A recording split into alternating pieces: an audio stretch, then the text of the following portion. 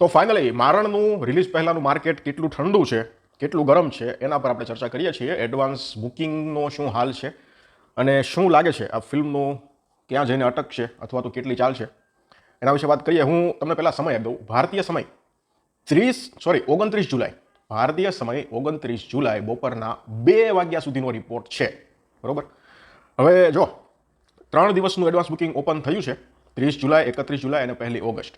તો કેટલું ક્યારે એડવાન્સ બુકિંગ મળ્યું છે અને કેટલી ટિકિટ સોલ્ડ આઉટ થઈ છે એના વિશે તમને કહું તો આખો ચાર્ટ તમારી સમક્ષ છે, એ જોઈ લો.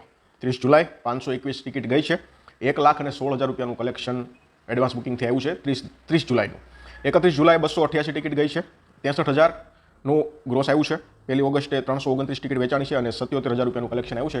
અરાઉન્ડ 1,138 ટિકિટ ટોટલ વેચાણી છે અને 2,57,000 રૂપિયાનું એડવાન્સ બુકિંગ અત્યારે ટોટલ આ 3 દિવસનું મળે છે. તો આ રીતનો આખો કાર્યક્રમ છે અને આ જે કલેક્શન આવ્યું છે ને એ 271 શોમાંથી આવ્યું છે. બરોબર. એટલે હજી ફૂલ ફ્લેશમાં એડવાન્સ બુકિંગ શરૂ થયું હોય એવું નથી. ટોટલ 271 શોમાંથી આપણને આટલું એડવાન્સ બુકિંગ અને આટલી ટિકિટ આ બધું મળ્યું છે. એ સર્ટિફિકેટ સાથે આ ફિલ્મ રિલીઝ થવાની છે. 2 કલાક અને 17 મિનિટનો આ ફિલ્મનો રન ટાઈમ છે. હવે રિલીઝ પહેલાંનો માહોલ તમને કહું તો અત્યારે તો માહોલ ઠંડો છે, પણ મને એવું લાગે છે કે આ ફિલ્મ છે ને એ માઉથ પબ્લિસિટીથી વધારે ચાલશે. જો એની પાછળ કારણ છે. એક તો મોટું કારણ તમને બધાને ખબર જ છે કે નેશનલ એવોર્ડ મળ્યો છે. બરોબર છે. અને આ ફિલ્મનો વિષય છે ને એ ખૂબ ડાર્ક છે, સેન્સિટિવ વિષય છે. એટલે ટ્રાય કરી શકાય. ગુજરાતીમાં આવું પહેલાં ક્યારેય લગભગ નથી બન્યું.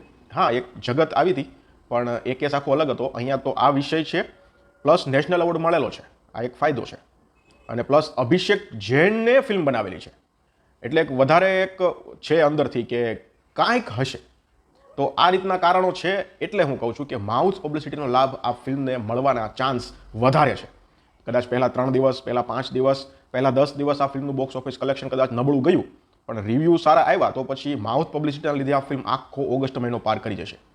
પછી એને કોઈ નહીં નડે, ભલે ટોક્સિક હોય કે પછી અસંભવ હોય, એના સિવાય બટવારા 1947 હોય કે પછી કોઈ પણ મોટી ફિલ્મ હોય. આ ફિલ્મે એકવાર માઉથ પબ્લિસિટી જો મળી ગઈ, રિવ્યૂ સારા નીકળી ગયા અને માઉથ પબ્લિસિટી મળી ગઈ એટલે આ ફિલ્મ પોતાનો રસ્તો કરી લેશે. પછી મોટી ફિલ્મ આવે સાથે નાની ફિલ્મ આવે કંઈ નહીં જોવાનું.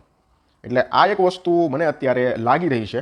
બાકી રિલીઝ પહેલાંનો જે માહોલ છે એ અત્યારે ઠંડો છે. પહેલા દિવસના કલેક્શનનું પ્રિડિક્શન આપણે જો કરીએ તો 1,16,000 જેટલું કલેક્શન એડવાન્સ બુકિંગથી છે. મને એવું લાગે છે લગભગ 10 લાખની અંદરનું પહેલા દિવસનું બોક્સ ઓફિસ કલેક્શન રહેશે. 6 લાખ, 8 લાખ અરાઉન્ડ રહેવું જોઈએ. પણ પછી ફિલ્મ ચાલે, રિલીઝ થાય, લોકોના શું રિએક્શન આવે છે, શું રિવ્યૂ નીકળીને આવે છે, પછી આખો જે સીન છે એ તૈયાર થશે. બાકી આ રીતનો આખો કાર્યક્રમ છે. ધન્યવાદ.